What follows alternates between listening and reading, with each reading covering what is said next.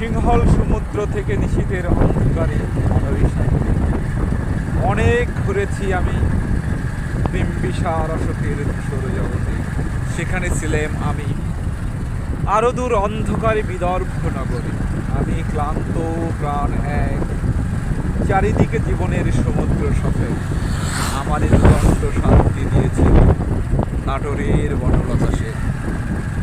চুলতার কবেকার অন্ধকার বিদিশার নেশা, মুক্তার শ্রাবস্তির কারুকার্য, অতিদূর সমুদ্রের পারহাল থেকে যে নামে হারাইছে দিশা।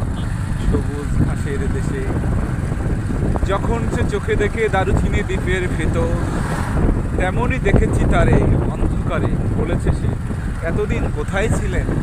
পাখি নীড়ের মতো চক্ষু নীলাচলের বনলতা সেন। সমস্ত দিনের শেষে শিশিরের শব্দের মতন